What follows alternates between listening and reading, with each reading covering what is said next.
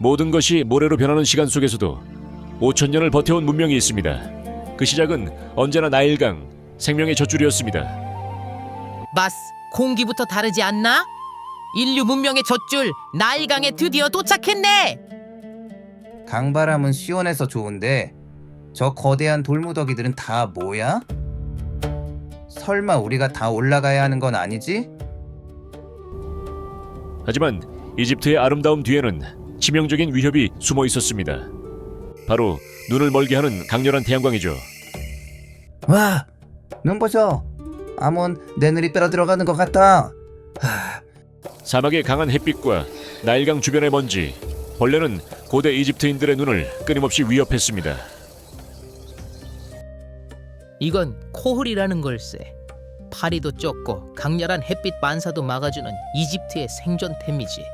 자, 거울 좀 보게. 그래서 그들은 단순한 화장이 아니라 눈을 지키기 위한 특별한 방법을 발전시켰죠. 이보게들, 이집트에서 코올은 선택이 아니라 필수라고. 눈병 걸리기 싫으면 돈 폭발하라고.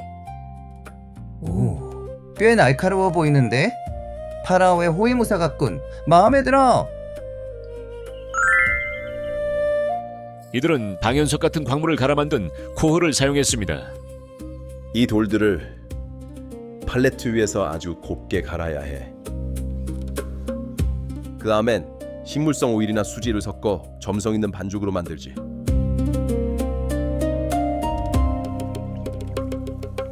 놀랍지 않나? 이 갈레나의 납성분은 항균 효과가 있어서 눈병을 예방해준다네. 마치 현대 연고 같은 역할이지. 그러니까 이게 오늘날 야구 선수들이 눈 밑에 검은색을 바르는 거랑 똑같은 원리라는 거지? 그렇지 아몬. 하지만 이 똑똑한 지혜 뒤에는 아주 위험하고 차가운 비밀이 하나 숨겨져 있어. 비밀? 그게 뭔데, 바스? 설마 이 검은 가루가 몸에 해로운 거야? 맞아, 이건 납이야. 하지만 당시엔 당장 눈을 멀게 하는 감염을 막는 게 더 급했지. 독을 약으로 쓴 위험한 거래였던 셈이야. 아, 그러니까 납 중독이 오기 전에 다른 병으로 죽는 게 더 흔했단 거군. 참 가혹하면서도 슬픈 선택이었네. 눈을 지키는 지혜를 지나 두 여행자는 나일 강변 시장 안쪽으로 들어섭니다. 그곳에는 또 다른 생존의 지혜가 기다리고 있었죠. 바로 사람들을 먹이고 도시를 움직인 빵과 맥주였습니다. 바스, 이번엔 눈이 아니라 배가 먼저 반응하는군. 저 냄새 빵 굽는 냄새 아닌가? 방금 전까지 눈이 타들어갔는데 이젠 배가 시끄럽네. 이집트 여행 생각보다 바쁘다? 고대 이집트에서 빵과 맥주는 단순한 간식이 아니었습니다. 뜨거운 태양 아래 일하는 사람들에게 그것은 하루를 버티게 하는 기본 식량이자 노동의 연료였습니다. 바스, 피라미드를 떠올리면 사람들은 돌부터 생각하지만 실제로 거대한 현장을 움직인 건 이런 빵과 맥주였네. 우리는 에머미를 갈아 반죽하고 보리로 맥주를 만듭니다. 일하는 사람들에게 이건 배급이자 힘이죠. 기자 지역의 노동자 도시와 제빵 시설 연구는 대규모 건설 현장이 단순한 강제 노동이 아니라 식량을 생산하고 배급하는 복잡한 체계와 함께 움직였음을 보여줍니다. 빵은 배를 채우고 맥주는 물보다 안전하고 영양 있는 음료로 기능했습니다. 이 조합은 고대 이집트의 일상과 노동을 이해하는 중요한 단서가 됩니다. 오늘날의 술자리로 생각하면 곤란하네. 이건 노동자의 식사에 가까웠지. 빵과 맥주가 있었다는 사실은 피라미드 건설을 단순한 채찍과 노예의 이미지로만 볼 수 없게 만듭니다.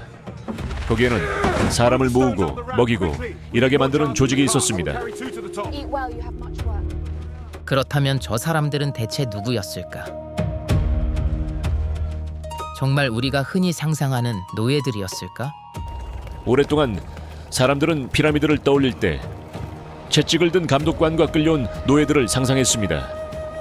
하지만 발굴 자료가 보여주는 풍경은 그보다 훨씬 복잡합니다. 잠깐.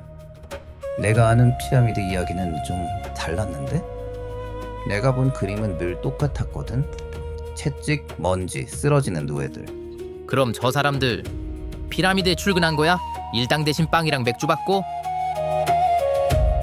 그래도 빵, 맥주, 양파면 피라미드 세트 메뉴? 짜증나! 그럼 저기 출근 부적는 반장님한테 물어볼까? 출근이라 말은 웃기지만 틀린 질문은 아니오. 저쪽은 로프팀, 저기는 길을 다지는 팀, 저 사람은 배깁을 적는 사람. 박자가 틀리면 볼보다 사람이 먼저 다칩니다. 하루 종일 돌을 당기면 허리가 먼저 파라오를 만나러 갑니다. 박자 놓치면 옆 사람까지 같이 넘어져요. 그러니까 용눈에도 발은 맞춥니다. 기자 지역의 노동자 마을은 피라미드 건설이 단순히 돌을 끄는 일만이 아니었음을 보여줍니다. 숙소, 제빵 공간, 저장 시설, 도구를 다루는 장소가 함께 움직였고 사람을 모으고 먹이는 체계가 필요했습니다. 오케이. 결론 났네. 이건 노예나 아니냐 퀴즈가 아니라 사람을 계속 먹여야만 굴러가는 국가급 공사판이야. 국가급 공사판이면 민원 넣을 때도 국가급이야? 입 닫아. 저 사람 다리 봐. 돌은 다시 깎으면 되지만 사람은 그렇게 안 되지. 살살 해주시오. 팔이 떨어져 나갈 것 같습니다. 오늘 쉬어도 되겠는데? 쉬면 일당은 닦이는 거 아니야? 무슨 소리? 국가공사에서 다치면 완쾌될 때까지 유급 휴가라네. 이들이 바른 건 단순한 연구가 아닙니다. 천연 항생제인 꿀과 감염을 막는 깨끗한 린넨이었죠. 약 바르고 주문까지 넣으면 고대 이집트식 에이세 센터야? 네 머리부터 접수해. 고대 이집트 의학에는 실제 처치와 종교적 보호가 함께 놓였습니다. 야, 갑자기 멀쩡한 내 몸을 왜 감아? 붕대 감다가 진짜 죽겠다. 미리 연습해두면 나중에 편할 것 같아서. 연습 이게 연습이야. 너 미쳤어. 걱정 마, 내가 잘할게. 저기 이 소리는 뭐지? 저 사람들 행진하는 거 보이냐? 우리도 끼워서 놀아볼까? 고대 이집트인들에게 죽음은 끝이 아니라 서쪽으로 건너가는 긴 여행의 시작이었습니다. 몸을 말리는 나트론, 감싸는 린넨, 길을 지켜주길 바란 부적. 이 모든 것은 죽은 자가 다음 세계로 가기 위한 준비였습니다. 섬뜩한데 대충 한 게 아니라 더 묘하네. 정교해서 무서운 게 아니라 오히려 대단하다는 생각이 들어. 나 지금 농담하면 안 되는 타이밍이지? 드디어 배웠네. 그럼 몸은 여행 가방 같은 거나? 영혼이 돌아올 지포가남? 비유는 구린데 방향은 맞아. 이집트인들은 카와바 같은 존재가 다시 머물 자리가 필요하다고 믿었고 사자의 서의 주문과 지식은 사후세계의 길잡이 역할을 했습니다. 사후세계의 심장 심판에서 죽은 자의 심장은 마트의 깃털과 저울에 올랐습니다. 그 무게는 삶의 진실함을 상징했습니다. 결국 죽은 뒤에도 묻는 거네. 너 어떻게 살았냐고.